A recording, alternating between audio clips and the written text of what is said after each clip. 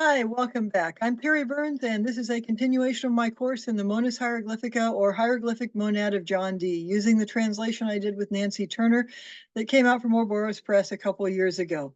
We are up now to Theorem 22. In fact, this is the last class on Theorem 22. So at the end of this class, you should understand the most difficult theorem in the Hieroglyphic Monad. So as I usually do, let me share my screen here and we'll get started looking at Theorem 22. Well, we won't get started, we'll finish looking at Theorem 22. As you know, Theorems 21 and 22 are, in effect, the path of the initiate. D is setting forth a way to understand the mysteries of the afterlife in a certain sense while still alive by a certain fusion of thought that he is representing in this work. So one of the things this calls out for is, okay, if we have the outline of the path of the initiate, what is the rest of the content? Because you get the outline of it, but you can study it for your whole life. And it is a very rewarding thing to study for your entire life. So in the last video, in this one, and the rest of the videos in this course, I want to discuss some of those things with you. So that's what we're going to do here today. Now, here's my usual disclaimer. This is an advanced course. I assume you know who John Dee is. I assume you know what the hieroglyphic monad is. I assume you've read and understood the letters and theorems all the way up through 21, and that you're about to kind of top off your understanding of the hardest theorem there, 22, although there's still a couple after this. So if you're just joining, I've got to tell you, I would love to have you in the course, but a lot of this is not going to make sense. So there's 4 different playlists below. I would love to have you join us. There's one on the whole class. There's one on just the theorems. There are some that are just word plays, and some are talking about some of the texts that an educated humanist in Dee's day might know, or texts that come after and are informed by Dee that your average person today just wouldn't know. I haven't done ones on the illusions in his time that someone would know because I've talked about them as part of the class, things like the Sefer Yetzirah or particular Bible quotes or Plato's Timaeus. Those of you that have studied along also know that Theorem 20 was a real game changer because Dee is symbolically creating the universe with his monad glyph, then it falls, and then time happens and the world symbolically ends in Theorem 20. That's his great mystical hypercube, his solution to the Delian problem, and his vision of revelation, in effect. So from 21 on, even though his world has symbolically ended, the idea is that structure exists now, so you are going to see it while you're still in the world of becoming, or the fallen world, the world of the shattered vessels, all of the different metaphors and fused belief systems he's talked about describing that. You're going to see it as part of the path of the initiate. This also suggests that there is an oral teaching that accompanies it, as C.H. Jostyn said back in 1964. I just think it can be explained now where he didn't. It's not a work of physical alchemy. But the other thing is, as we saw in the last video, and this is very important, a lot of the ways that I have understood 21 and 22 is, in effect, reverse engineering from some Rosicrucian and other thought. Okay, without what comes later, you wouldn't be able to go back and recreate that teaching. Theorems 21 and 22 are, in effect, heretical in Dee's age. They're not in our age.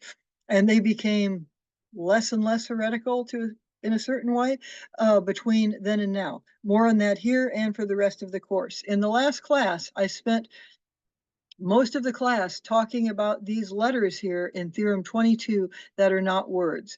I'll just review that really, really quickly in the next slide. But some things that I want to point out about the context surrounding those letters that are not words before I do that is the reason, remember, that he says here that we don't need to talk about what the vessels, the shape of them or what they're made of, is because you're the vessel, or a human is on the path of the initiate. By the signs and the symbols that you're contemplating, you're being transformed. The idea is that you are a vessel of divine light trapped in matter. And so Think of, in Zosimus, the work on the letter omega. All those humans that were in that divine fire. Well, that's the path of the initiate. And at the end of that, in his vision, Zosimus achieves gold. That's the idea that has become the central movement of the hieroglyphic monad, whereas the central symbol, of course, is LVX, the light of the cross. Also, alpha up here is the gift. What is that gift? It's the gift of divinity or divine light in a certain sense. The word that D is using for gift is the same one that he used way back in the opening to his letter to Maximilian. And it's an unusual word for gift. It means a tithe or an offering. Here he's making that tithe and that offering divine light. Remember, we had a graphic a couple classes back where there was no A on it, no alpha. Why? Because then you just had reflected light powering you up from below. There were also things I talked about in the last class using the understanding of this phrase, a secret and brief artifice of the vent.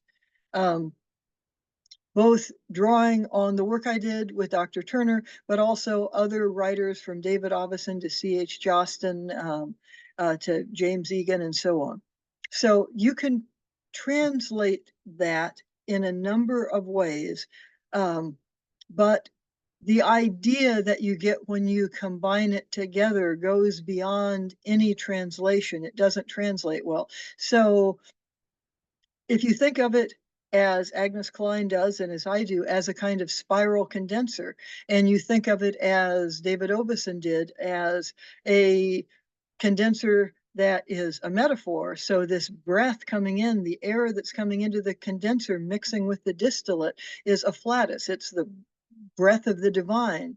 Then you have a better kind of sense. And also the notion you're left with too is of going up the middle pillar of the tree, which has become his default structure here, as a spiral process, not reverse lightning flash. I mean, you expose yourself to the energies of things on the two outer pillars, but it's like a caduceus going up the middle part of, well, going up the middle pillar. Now that's fascinating for all kinds of reasons. Think of a caduceus, think of DNA for that matter. One of the things we're going to find out is that the ways that we can build upon what D has said here is through things that come after him, even more than the things that come before him. So I also want to mention here that Alpha and Omega is again referring to that famous quote in the book of Revelations of Jesus saying, I am the Alpha and the Omega, the beginning and the end, the first and the last. And we've also had several allusions to the last shall become the first. Also the stone the builder rejected. And these are becoming metaphors of increasing significance as we move in onto the end of this here. Okay. So this beautiful symbol you see here is from the International Alchemy Guild. It's based upon a black and white one from the early 1600s, that is the beginning of the Rosicrucian era, which overtly starts about the time Dee dies, although there are many other proto-Rosicrucian works like the Rosarium Philosophorum we could talk about. And we saw that the Latin in those letters, that was not a word, is the smoking gun of the connection of the philosophy behind the monad to later Rosicrucian thought. And it is in effect an anagram of a notericon that means what you see on your screen there. Something we could not possibly have solved on our own unless we reverse engineered it from later Rosicrucian thought, which is what Agnes Klein did back in 1980. We also find that we have another metaphor for that displaced center of the rectilinear cross as the hidden stone. Go to visit the interior of the earth, the center of the earth. So that, and by the way, the center of the earth, for those of you interested in Dee and Kelly's so-called Enochian or angelical work with the calls, you may note that the center of the earth is rather important there. That suggests that too is something at least considered by Dee and Kelly to be spiritual alchemy. Anyway, you can speculate that the Vitrolian originally comes from an oral teaching that accompanied the Monas. It's not any leap. In fact, it's the only logical deduction, in my humble opinion.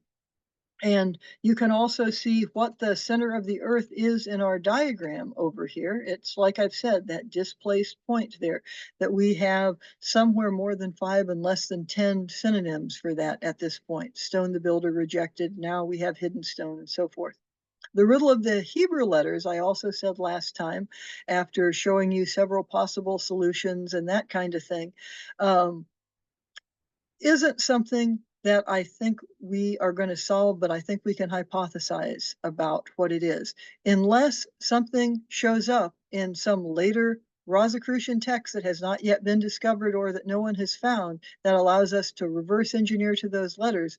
Then the most likely hypothesis is that one that Gershom Scholem told to C.H. Jostin, who had asked the preeminent scholar on academic Kabbalah for help with it, and that is that they look like chemical equations. And even then, we're talking about proto-chemistry and metaphoric chemistry. That is, there's no periodic chart. We're talking about the 4 elements being transformed by the 5th element, or light, or spirit. And so it is, in effect, pun intended, spiritual alchemy, proto-chemistry, distillation using fire and light to burn out the dross and reconnect with divine consciousness. I mean, wow. But that's what it has to be. That's the whole movement he's doing now. That's what in Vitrolium is, if you consider it not physical alchemy, but spiritual alchemy. Okay, now let's go on to the rest of Theorem 22, and we're going to wrap it up here. We're also going to look at those 2 homework assignments I gave you, and as I also said, speculate on some of the added content here. All right, D talks about the Tyrian work here. You know what the Tyrian work is by now. It's the quest for the philosopher's stone. You know what Tyrian dye is, Tyrian stone. And when he writes out deduction down here, he writes that out in Greek.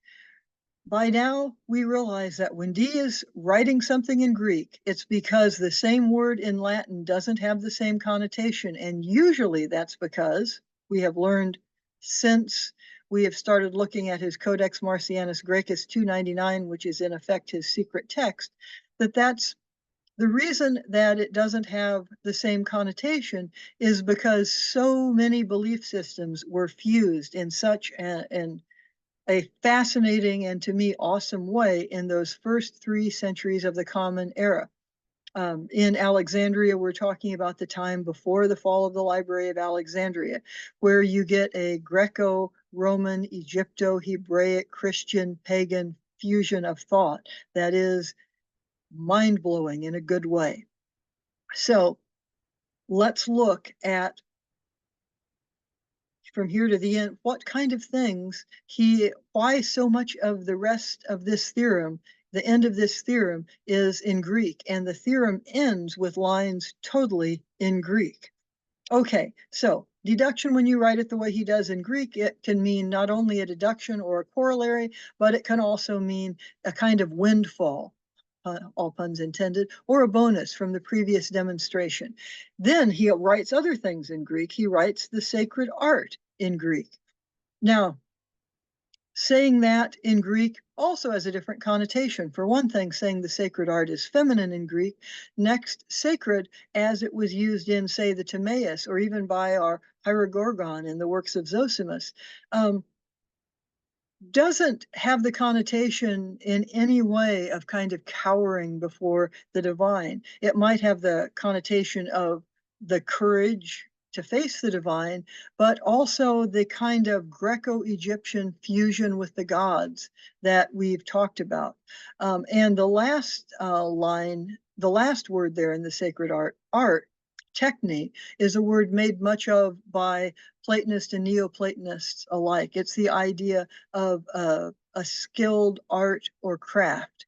So you have the kind of merger with the divine of being a skilled art or craft. I mean, that's pretty cool, I think. So this is what it looks like in the original, what just came up on your screen. You also, since he has had you, as you've known with your homework, you've been doing a lot with a Tau cross. Well, there's two of them right there. Also notice that the man of all hours is in much bigger type in Latin. Well, there are mundane reasons, 24 hours in a day and 24 theorems makes it easy to set up clock ciphers, for example. But also the idea of being a man for all hours is a man for all ages, or as the one playwright puts it, a man for all seasons. All right, now let's jump into some other words in this theorem. He says, the sacred art, who cannot yet suspect the sweetest and most salubrious fruits arising from the mystery of, I affirm, those two letters alone. So what are those fruits? This is great. They're apples. They're not the apples in the usual telling that Eve bites into and humanity is just doomed, kind of, or fallen. They are the apples we're told from the Hesperidian garden. And before some of these were seen in a mirror, you know from before, that's his mirror down here. And then he says, we shall bring them a little nearer out of our Hesperidian gardens. Because what is that mirror doing? It's reflecting divine light, something we've just talked about in the last couple of videos. So some other things about the Garden of Hesperides. It's the goddess Hera's orchard in the west. Either there's one apple tree or a bunch of them. It produces golden apples, and so you can think of myths like Jason and the Golden Fleece and the Argonauts.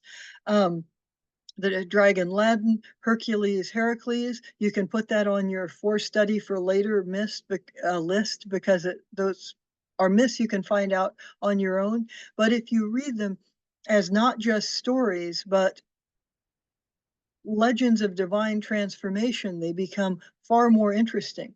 I also want to tell you a couple other things here. Hercules or Heracles in Dee's time is taken up, the symbolism is taken up of a Celtic Heracles by some royalty, particularly French royalty. So instead of Hercules being this very powerful, brave, buff guy, he's suddenly this very bearded, hairy guy. And along with great strength, there's another attribute that's associated with Heracles, and that is writing, the gift of power through words. It's probably for that reason that the most referred to mythological character in the writings of Shakespeare, just to give the most famous example, is Hercules, because of the power with words, even more than the power of the body. Also, the dragon Ladin, you can relate to different celestial things, most obviously lunar dragons like Caput Draconis or Cauda Draconis. So remember, 2 grades of the moon. There are some stories where the dragon is slain, sometimes not. I'll get to that in a moment. But I also want to remind you that by late antiquity, the Greco-Egyptian period, where the center of Greek language and culture is in Egypt, not Greece, right? Alexandria and going south down the Nile to places like Panopolis and even further south. The West is associated with mortality. Of course, in Egypt, it has been for a millennia or more. But the idea is that's where the necropolis is, and it's because that's where Ra dies every day. Ra is born in the east with the dawn, 12 hours across the sky, and Ra dies in the west, goes through the underworld, and is reborn. So this garden in the west is mirroring a lot of that. The apple granting immortality is basically mirroring the process we've been talking about, stripping away corporality so you can gaze upon immortal, perfect structures and refine your energy body, your soul, your spirit, whatever way of referring to that you like.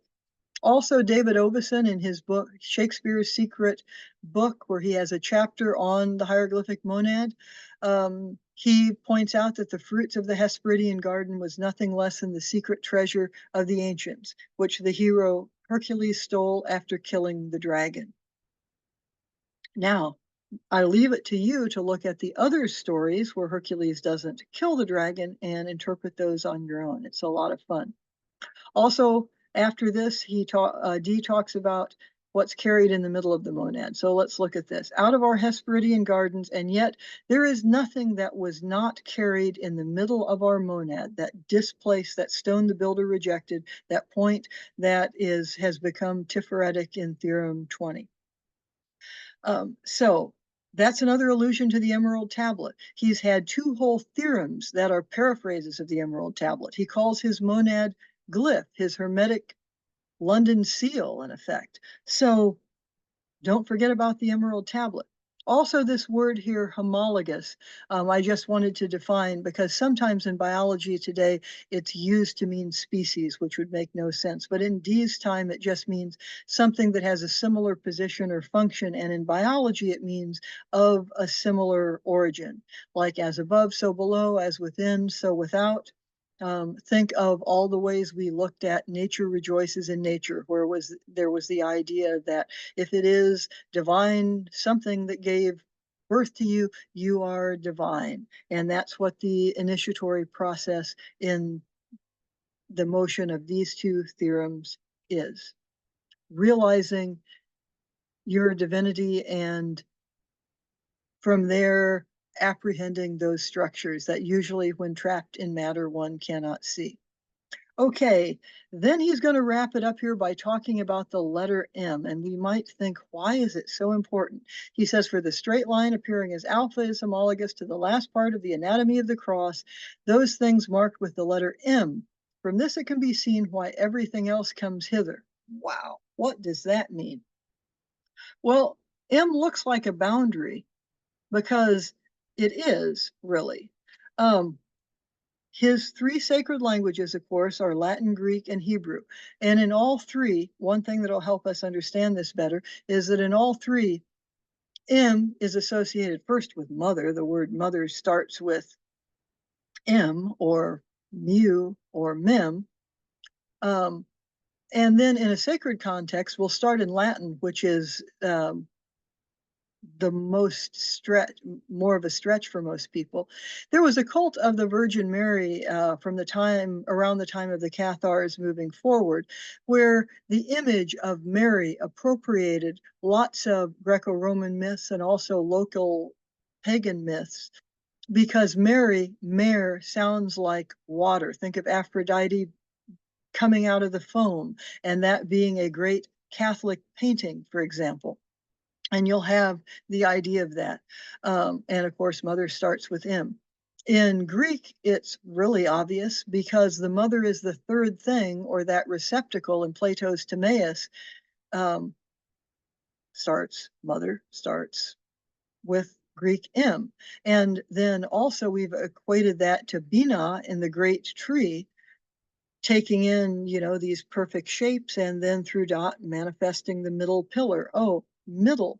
Is that going to start with an M also in Latin? Why, yes, and so is meridian, as we discussed a bit before. In the Sefer Yetzirah, the letter M, mem, is not only a mother letter, but it's also associated with water. So put them all together and you have a connotation, something like that in Genesis 1:7, where God separates the water above and below. So in a macro sense, that's what you have going on there with those M's. It's where God separates the waters above and below from the vault or the firmament. So the idea being God made this space to separate the waters of the earth from the waters of the heaven. That's a modern translation. Now you have it as a meridian, kind of. But all that he's wrapping into the repeated double M's that he's had, middle of monad and that sort of thing.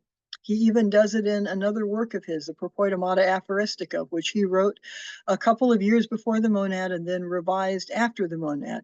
In Theorem 18, which is a theorem that has puzzled many people, well, that theorem won't puzzle anyone who understands the monad, because what he writes about there is four maiores mundi magnus matricibus, four separate great wombs of, in effect, the great mother of the larger world, emanated from one ray of light rushing out to form spheres. Sound Kabbalistic? Yeah, I think it kind of is, even though most people just look at that as a guide for navigation. So the monad in the Emerald Tablet is the one, as all things were from one, its father is the sun, and its mother the moon. The earth carried it in her belly, and the wind nourished it in her belly, as earth which shall become fire. You have the four elements, and the mother, the moon, another reason for two grades of the moon, one of which is a solar grade, which in an empirical sense doesn't make sense, but it makes sense if you understand his symbolism. Now, that brings us, of course, to your homework, which was this particular looking at this column and explaining it. Now, I suggested you look at it as an initiatory process through which the soul is purified, and that's what we're going to do here. So the top left three and lower right three columns are the same, right? Alpha, tau, omega. Although he's not making any of these capitals, right? So what we think of as a tau cross is his cross of the elements. But the repetition right there suggests as above, so below. Also these outer ones, but remember, as within, so without, seem to refer to Jesus, right? So born in a stable, crucified on the cross, King of Kings everywhere. But that one that is now above here, where it's almost like you've taken them and twisted them. And that twist, that middle point, is that displaced point, hidden stone, etc. Because down here, conceived by his own influence. Okay, divine begets divine, suffered and buried, risen again by his own virtue. All right. So then the difficulty may be what is going on in each of these columns, right? What would you put at the top of each of them? Well, they're going to have that twist in it too, but let's start with this second one and call it, say, that's divine light. It exists before the elements, right?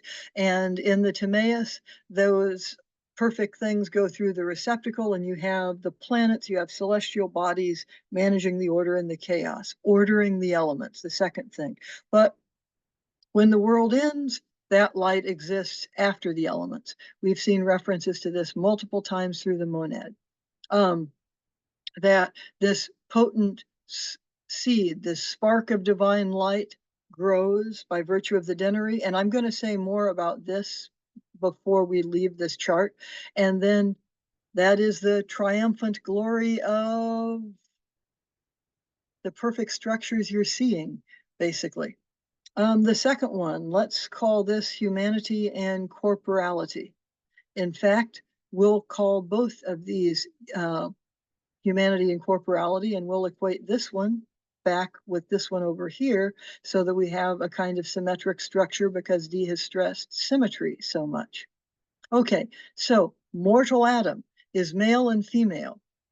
This is one of many things that makes me certain that Dee is leaning on Zosimus, on the letter omega, where you get this whole thing of Adam being made of four elements and being enslaved by them and not realizing he's a slave, okay? With male and female, well, first of all, humans are male and female. And the other thing is, of course, you get an idea of the sacred marriage, and you get it metaphorically along with a literal fusion of energy. And that consummation, hieros gamos, starts at elemental genealogy. And then once consciousness becomes aware of itself, reflects upon it, you start this initiatory path he's talking about, and there you have immortal Adam. Or as you might say it in another way, matter is created, it's purified, and it's transformed. Next one here, mortification. So mortification of the flesh is a Christian concept about how one deals with sin and gets beyond being enslaved by the flesh. So the cross, we have the cross being crucified on the cross. What does that suggest? That the path of initiation, as Dee is presenting it, is quite painful. That matches Zosimus and his people in the distilling apparatus in the water filled with divine fire. What comes after that? Vivification. Now, That's making life or resurrection. By the way, if you want to turn this into golem making, I mean, I suppose you can, and let the rest of us know how it goes. I haven't discussed that, but someone did point out, well, couldn't this be real physical alchemy if you're talking about creating life? I suppose. But this is the way that I'm talking about it here. But that is, vivification. Didn't turn out well for Dr. Frankenstein, but give it a try if you insist. Okay, down here, you're going to have more repetition, only the earthly marriage. What is it, the earthly marriage marrying? The divine above. That's the hierogamos. And martyrdom on the cross of that earthly marriage is the "So God loved his only son," that very famous quote. Martyrdom so that others might live, accept that. And then you have the divine marriage, right, of being the divine bride of Jesus. But remember, in Zosimus, Jesus on the letter Omega is one of many, many texts from that early period where Jesus doesn't die in the traditional Christian sense. In fact, in that work, you have Jesus coming to, in effect, rescue Adam and those who can see him, to show them how they can escape being a slave of the elements. Okay, so we're almost to the end here, but I said I wanted to come back to this Yod He Vav He and the virtue of the denary, and how do those suggest? Well, we've already related the denary to the 10 Sephiroth, right? But also the relationship between the tetragrammaton, Yod He Vav He, and geometric shapes is very well established in Dee's time. In fact, it's established in rabbinic Kabbalah long before then. It's also analogous to the numeric correlations in the Tetractys. You see this in the work of Reuchlin, in his Art of Kabbalah, a generation before D. So there, if you add up the sides using Hebrew gematria, instead of 10, there are 72. And what is 72? Pause for you to remember this. Yes, it's the Shem Hem Foresh, and that's really important. So that's what's going on there. Okay, so we'll move on then, and as soon as my slide progresses, we'll go on to the end of this theorem. Here we go. So here D writes, by these few aphorisms alone, I know that I'm providing not only apodixes. That word is it's a term from Aristotelian logic that means propositions that are necessarily true. They're self-evidently true. And so he's saying he's given a full demonstration of that. Now, the first few times I read this, they didn't seem self-evidently true, but D is saying they're self-evidently true. And once you understand the context that he's writing in, okay, they're self-evidently true. But he also says they're conclusive proofs for those in whom blazes inner fire and vigor of heavenly origin. So they may indeed lend their ear to the teachings of the great Democritus. We've talked about him before. It's probably a pseudo-Democritus, right? Meaning someone writing in the style of Democritus. And what will follow here is a quote from Democritus, but it's one that hasn't been found anywhere. And also we're getting into the place of this where D is writing mainly in Greek. And there are ways before with Democritus, Ostanes, and the nature rejoices in nature, that it was sort of a way of a tip of the Phrygian hat, if you will, of indicating a whole greater idea of a thing. And then we talked about Isis the prophetess to her son Horus. I'll drop the link to that below. And then some of the other related texts by Zosimus of Panopolis. He didn't write the Isis the prophetess text, but his work is compatible with it, and so on. So let me show you what this looks like in the original. Okay, he's writing along in mainly Latin with some Greek, and then it changes into mainly Greek with some Latin, including in his quotes. And in his twinned words here, he's twinning them in Greek and Latin.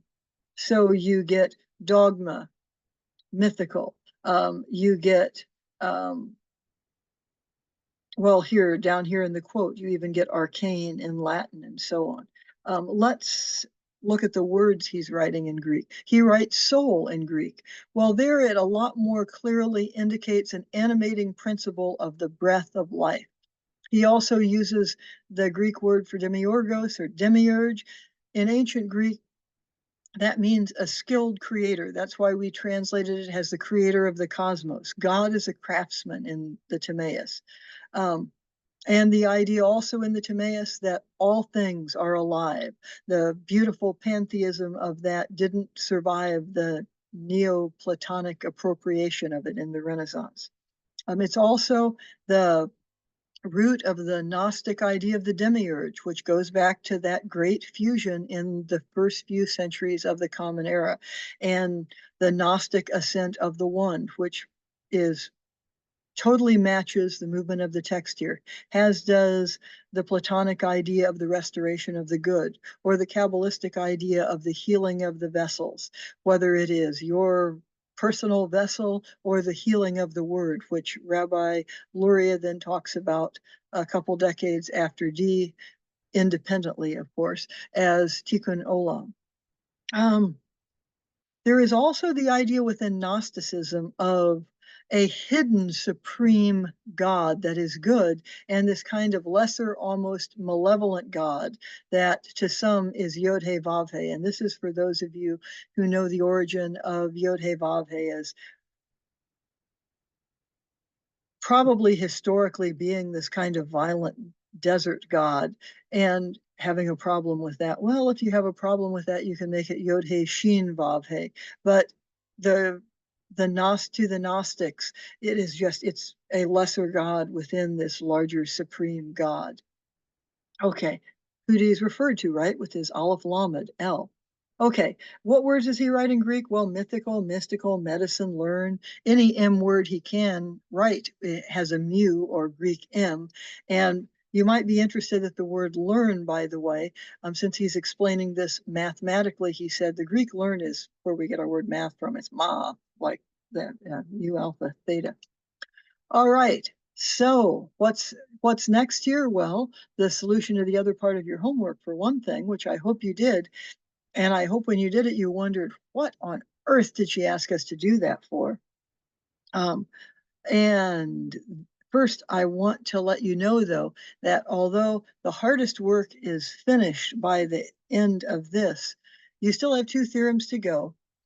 But the real question, I think, if one understands Theorem 22 and understands theorems 21 and 22 together as a path of initiation, is where do you go from here? That is, whatever oral teaching that came along with it, we don't have, but we have lots and lots and lots of people for 4 centuries expanding upon these ideas once they're no longer heretical. Okay, so that's what I want to talk about. In terms of what my friend Vincent Bridges called ceremonial alchemy, he says ceremonial alchemy is what you're getting in theorems 21 and 22. We might call that ceremonial magic or proto-Rosicrucianism or Hermetic thought.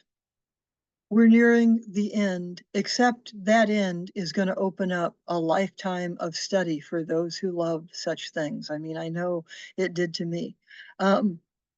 The last couple theorems really seem anticlimactic to me compared to what's come before, though I want to show you what's going on in them. But what we need to do more than that is look at his kind of course of study. And a lot of that comes from after Dee's time. In a certain way, this work is the bridge between the classical fusion of late antiquity, because all these works like Plato's Timaeus that I'm talking about, Timaeus was quite popular in the first few centuries CE. The second century CE is where the first rabbinic Kabbalists claimed that their first works were coming from, although most people think it's more like the 12th and 13th century. But it's a fusion between, anyway, late antiquity, bridge in the Renaissance to modern Hermetic study. And that is really the thing I love most about the Hieroglyphic Monad. So with that thought in mind, let's look at the other part of your homework.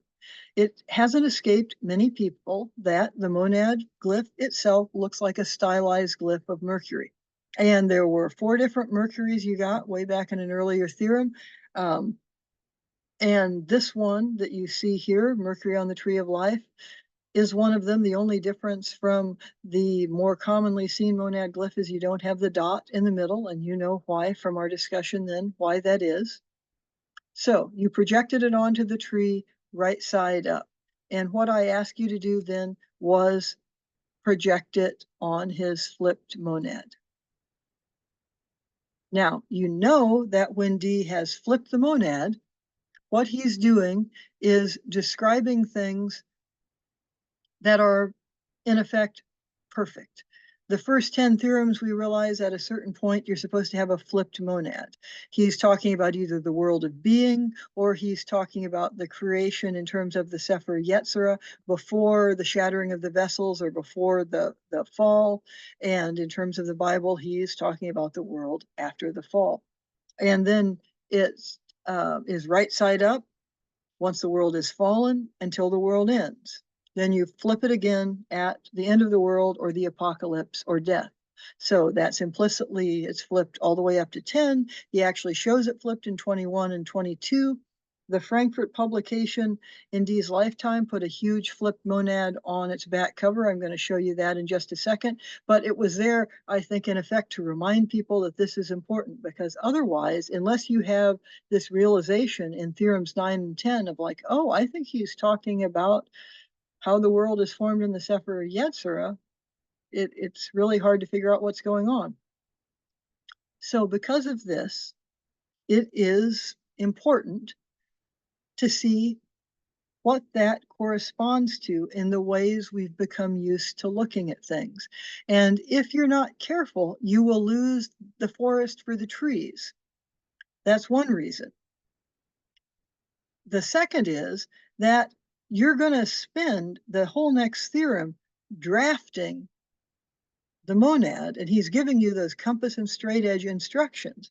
And something is going to happen that I want you to notice. All right, here's the one that is on the back of the 1591 Frankfurt printing. A huge one like this wasn't on the cover of the one in 1564, but it was in 1591. Notice the dimensions here. They don't match the dimensions of a lot of places in his text, first of all. But what they do match is the drafting instructions you get in Theorem 23. It's going to be important what his unit is. In Greek, monas means unit. So his unit of 1 is right here. You'll see in 23. This is supposed to be 3, and so on. Well, also, just parenthetically, this graphic makes it easier to explain things about the formation of the world, and you can probably see why. Like his mirrored glyphs of Saturn and Jupiter that he equates, just as we do now, with Kesed and Geburah, they're easier to see with this larger top half. And we went through and talked about how, okay, this reaches up to the 3 supernals, and here's coming down, there's Kesed and Geburah, here's Tifereth, this is, you know, Netzach, Hod, Yesod. There's no Malkuth because the world hasn't fallen yet. Okay, great. But the dimensions, as drawn there in 23, become really difficult to put onto the tree. And that was your homework, to take Mercury on the Tree of Life and superimpose it over the flipped monad. I do think it is important when you're manipulating this figure to kind of, since he talked about there are rules, what are the rules that are applicable for what you're talking about? And so if you did the homework, you probably found out that if you flipped it vertically like that, well, that's useless because the Sephiroth don't flip vertically. They're symmetrical on one axis, but not the other. And we've also talked about how there are different structures of the Tree of Life, right? It just happens that the structure of the Tree of Life, the so-called Kircher tree that Dee is using, was implicit in Reuchlin and it's from Riccio, and we've done that genealogy many, many times now. But there are other structures of it. It's a map. I mean, Dee was actually also a map designer, just by the way. He labels the Americas Atlantis, which is kind of entertaining, but moving on. because probably Atlantis is in Plato and he's a scholar of ancient Greek. Anyway, that's just a total digression. So if you try to draw the monad glyph and make any of his projections onto the tree of life using the dimensions he's going to give you in the very next theorem, it won't work. I mean, I've sat around, it's been over a decade ago, but with a group of people studying this, and we tried to do it and we all were about to pull our hair out. Like, why is he telling us this when it won't work for the things he's talking about? Why do his monad glyphs other places in there not match these drafting instructions? Well, that's a really good question. You might find if you tried to superimpose it this way, let's see if the kind of distortions you might do. Well, you might make this middle line less long. We've done that many times. We know how he's describing the middle pillar being formed from the energy of the supernal shaped by Bina manifest through dot to form the middle pillar. Maybe we want to move this up to the middle pillar. But already this line is getting way shorter than 3 units, which is the measurement that we'll get, and so on. There are other things I could say there, but as you move it all around, the temptation is to manipulate the middle line to make it fit. But then why is he giving us drafting instructions if we don't follow them? Now, maybe somewhere in my going on about this, you'll have an aha and know why that is. So let's try manipulating. All right, we know this sun symbol. He said even rustics knew that. And all right, they know it's a sun symbol. They know it's gold. A beginning Kabbalist knows it's associated with Tifereth. So what are we supposed to do? Like shrink that way down so it just fits over dot and move it up? Dot D-O-T, not D-A apostrophe A-T. And actually, it's more useful for what he's talking about if we expand it further so that it touches some Sephiroth. That doesn't work. But we were just told in this theorem, among other places, that this part of the cross of the elements is supposed to be the radius of this circle, and we're going to get that again in 23. Well, okay, so we'll make it bigger, then it won't touch anything. But maybe we find it useful if we really expand the circle so it touches all of these. And we can say, oh, look, there's our infant. Well, yes, that would be useful, but then it's going to totally eat this thing up. So that's the kind of problem that you're going to use if you use his drafting instructions on anything Kabbalistic he has done. It's just most obvious if you do it to the one that is flipped. Okay.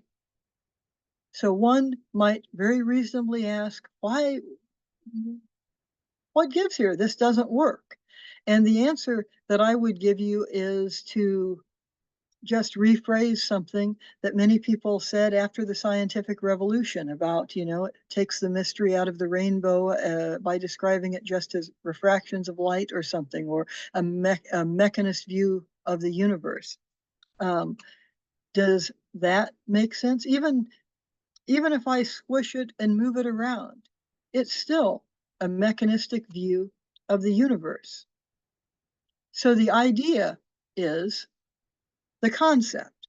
So why bother giving specific drafting instructions in the very next theorem when they don't match the drawings? I'll tell you, it's very simple if you go back to the concept. It concerns this whole initiatory course content that he is inviting you to partake of. So after you understand his general outline here in 21 and 22, you realize, well, first in Dee's age, it absolutely demanded a teacher. Now you can find a lot of this out online, but you still have to get the concept. So maybe that teacher would have told you why physical measurements make absolutely no sense once you're outside of Malkuth. And that's your whole effort to free yourself of the 4 elements. The element earth only existing in Malkuth, the world of Asaya, the world of action. And then the other thing is, you're alive, right? His symbolic world and the world we're trying to apprehend ended in 20, but we're alive in the world of time, and so it's the right side up monad that applies to us. But even then, it's not going to match the drafting instructions. But it is always worthwhile later on, if you consider this, to realize the upside down monad concerns light, energy. It's burning out the dross. So you don't want to retrap the light in matter by, putting physical measurements on it. Not only that, in ancient Greece, even when you're doing physical measurements, you're supposed to be contemplating perfect forms, so you're not supposed to even have little hash marks on your ruler. And your ruler is implicitly supposed to refer to an infinite line, even though it's finite. So just reflect on that for a moment. You can understand all the different transformations in the monad and when to use what one, as long as you have the principle or the concept in mind. Now that becomes really important for later study. So go back to this glyph right side up since you're alive. You can manipulate it in all sorts of ways. You can dissolve the connections, increase or decrease the scale, like, right, make that circle bigger, smaller. But what you can't do is mess up what he's called the mystic symmetries. You can't squish out the circle and turn it into a kind of sort of oval, or you can't bend a line because it's supposed to be a perfect line. So you have to keep those point, line, circle the same. I mean, you can have a half circle, but you have to have a circle and then erase part of it. You can't just put sort of a curvy thing there. Anyway, then that allows you to relate lots of things he's talked about and the understandings he's talked about to Hermetic and Christian Kabbalah, which is just awesome. Now, if you're not interested in that, oops, this is supposed to, that's in the wrong place. So just a second here. Well, okay, now I'm back to where I want to be. I hope, we'll see if I am. Okay, so the measurements that you're going to get in 23, if you think, what's the point of them? Well, they partially match the kind of hidden text that we haven't talked about for several classes now, but that was everything he was doing with conic sections. And remember, conic sections is also a big part of another work of his, the Voarchadúmia Aphoristica, though it's often thought of as just as a guide to navigation. So the unit that you get is the unit that you need for the latus rectum, for that transformation that he gets so excited about, that we first discover it in that same LVX theorem where L is light, is Aleph Lamed. So it matches the unit needed for the parabola. Now, it won't match the lines of the parabola coming in the way most of the time that's drawn. But remember, and this would have certainly been known in Dee's time. It was definitely known by his stepson, who actually would write it out the way we would now algebraically. But the idea is every parabola is the same, whether it's all the way out here or all the way in. So it doesn't matter how you adjust that curvy line. And remember, in his hidden solution for that, he wasn't using compass and straight edge anyway. That was part of the sleight of hand back in Theorem 20. So he solves the Delian problem and seems to be solving it back in 20 using ancient Greek sacred geometry, but what he's really using is modern math and parabolas. But using compass and straight edge, he winds up giving us an idea of something like we'd equate with a hypercube rotating through its own center. So that's pretty cool. Anyway, so you might think at this point, gee, you mean this whole work was a cover for military math? So he could show some leader of the papal army maybe, or maybe Elizabeth I or somebody, how to make parabolic mirrors for the military or make, for ballistics? Maybe the best thing would be to think of it the other way, okay? That maybe those ideas that he could explain to rulers were not the cover, but were just hidden in something that was more interesting for other reasons. For example, we don't know that Maximilian ever read this, but we do know that, at least he says, in a letter to Elizabeth I, the Queen of England, to whom he likely wouldn't have lied, that he had opened to her the secrets of the monad. Well, how long was he hanging out with Elizabeth doing this? Now, it could have been a long time. They were in the tower together, but the monad wasn't written in. It seems likely that what he would have explained to a ruler is, first of all, the great cryptographic uses of this, as I've mentioned a number of times, and the hidden mathematics that ancient Greek geometry won't allow you to solve, the doubling of the cube, but parabolas will. And we know that when he's talking to a later ruler in Prague, Rudolf II, who's a Holy Roman Emperor who's a descendant of Maximilian, that he only talks by his own account to Rudolf for a few hours, and he explains the monad.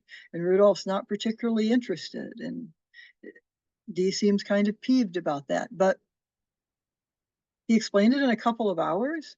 I think he is probably explaining military and cryptographic uses.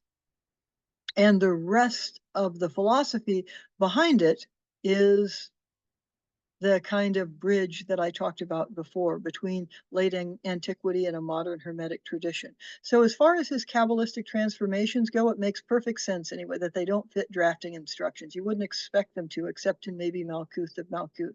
He's already told you that you can dissolve the nexus of where the parts join.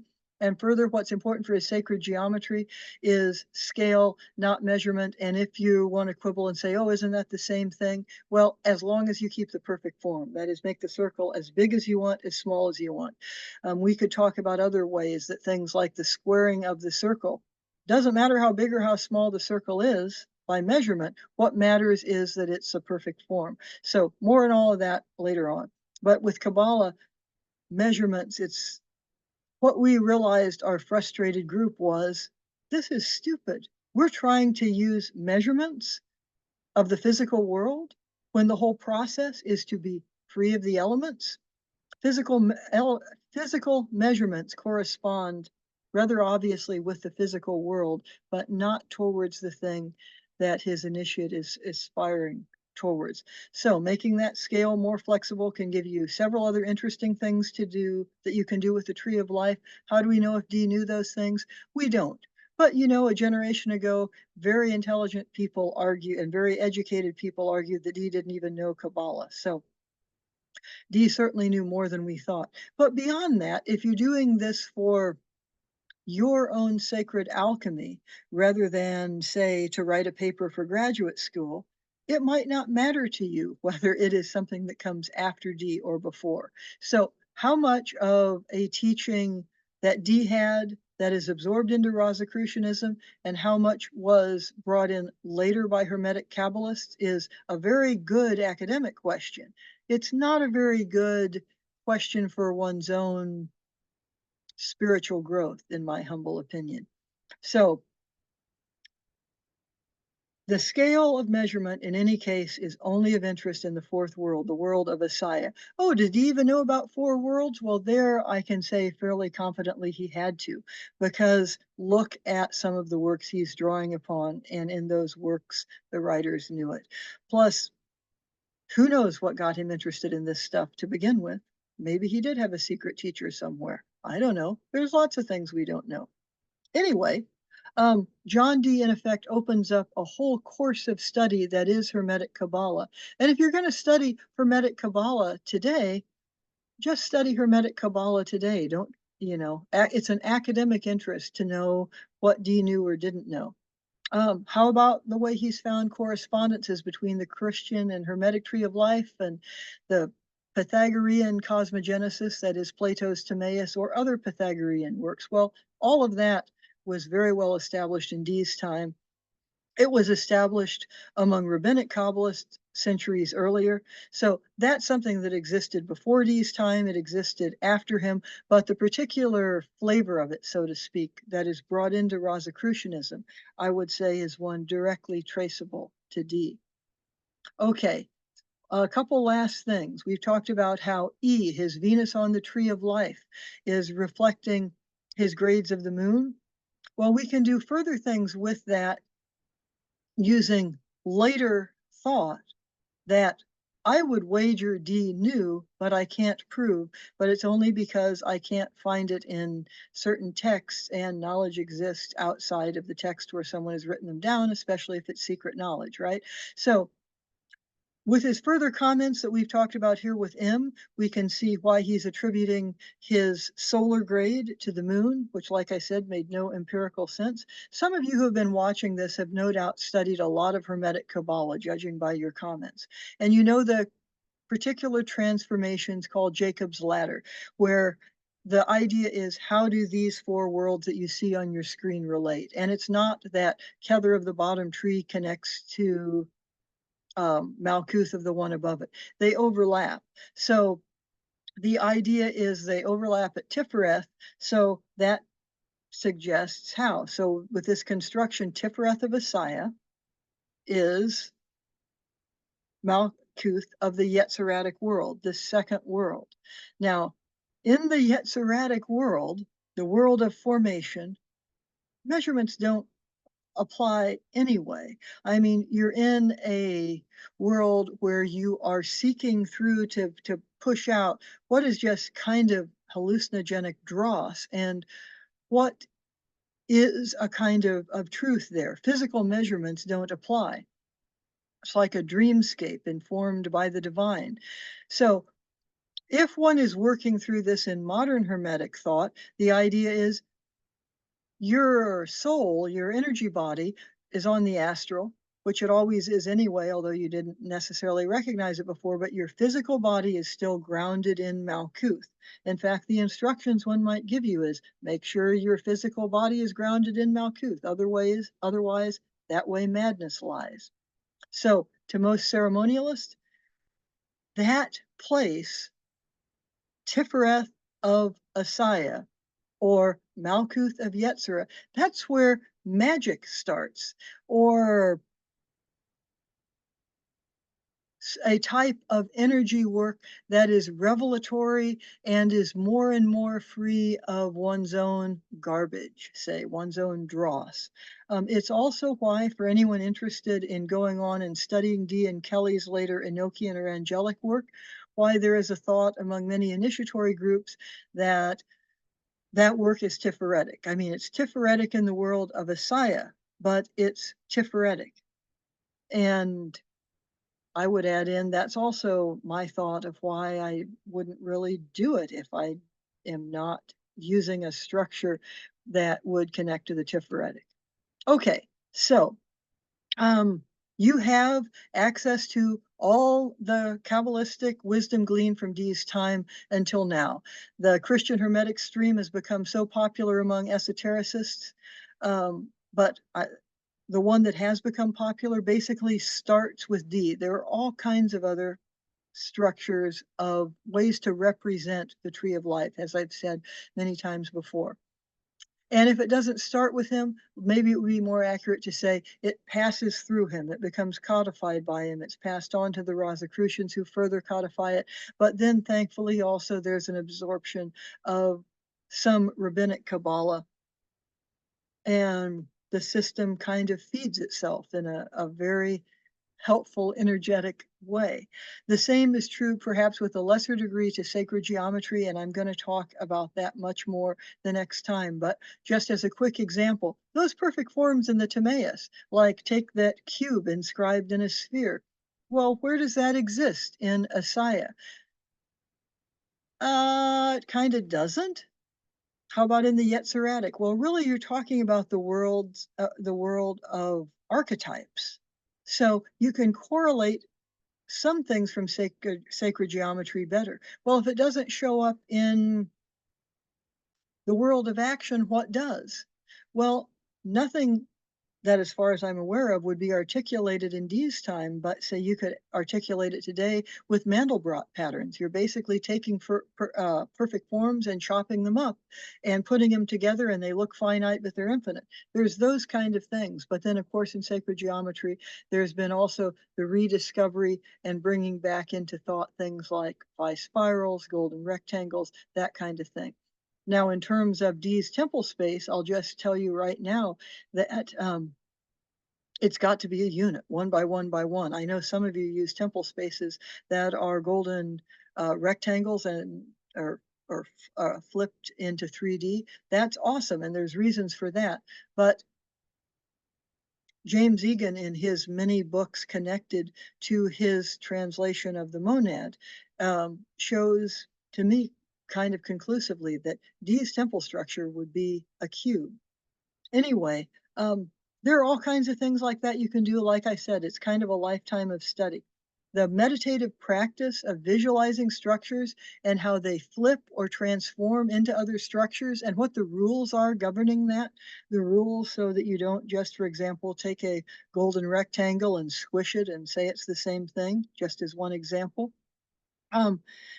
That's critical for ceremonial magicians. It's also a door, though, that in the not so mundane anymore world open up connections to modern multidimensional mathematics, modern multidimensional physics. Think of works like that of Buckminster Fuller, for example, which has been used and explained by people like Dan Winter. Think of people like Robert Gilbert, who have said, and I agree, that once the invisible is sort of chopped out of the material world, modern mathematics rediscovers it with multidimensional mathematics.